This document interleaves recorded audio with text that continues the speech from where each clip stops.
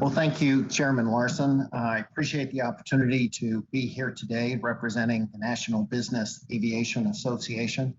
As everyone on this committee knows, business aviation is the use of general aviation aircraft for business purposes. In the United States, thousands of companies rely on business aviation to get products and people where they need to be, when they need to be there. Business aviation is an industry that generates an enormous amount of jobs and economic development. It is an industry that helps foster productivity and efficiency. It also flies humanitarian flights. And during the COVID crisis, we have flown an enormous amount of personal protective equipment and COVID tests. 2020 has been an epically challenging year for our industry. At times, business aviation flights were down as much as 75%. Even today, at Teterboro, a gateway airport for New York, flights are down 50%. But oftentimes, when things are at the worst, we have an opportunity to demonstrate our best. And I think that ecosystem, that aviation ecosystem that my colleague Pete Bunce talked about, has been on full display during the COVID crisis. Congress's prompt action with the CARES Act was essential in providing critical help to our industry.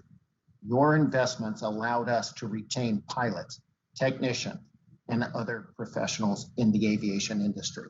You helped us find ways to come together and operate safely in a rugged environment that at times included ATC 0 operations. In short, we've come together to find our way forward, consistent with our value of safety. We're determined to not just survive this crisis, but to emerge stronger. On-demand air mobility, the ability to move people where they need to be, when they need to be there, is one of America's great strengths, and we hope to emerge stronger.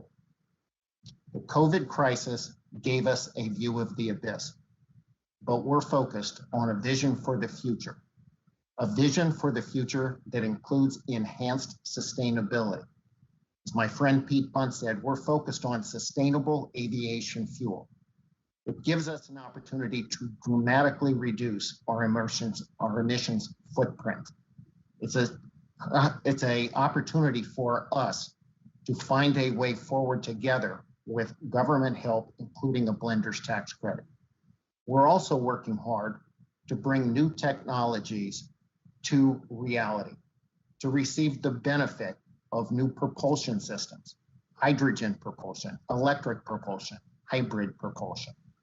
We need an infrastructure that is capable of sustaining these operations, taking the magnificent airport infrastructure that we developed during World War II and building for the future, creating the type of charging stations and operational environments that will allow the advanced air mobility operations to thrive.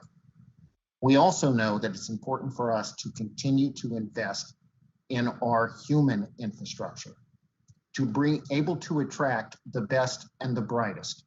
And that makes a requirement that we be diverse and we be inclusive.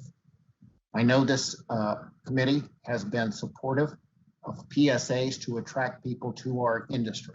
It's been supportive in the FAA Reauthorization Act at creating a Women in Aviation Advisory Board that NBAA is proud to have 2 members of its board of directors serve on.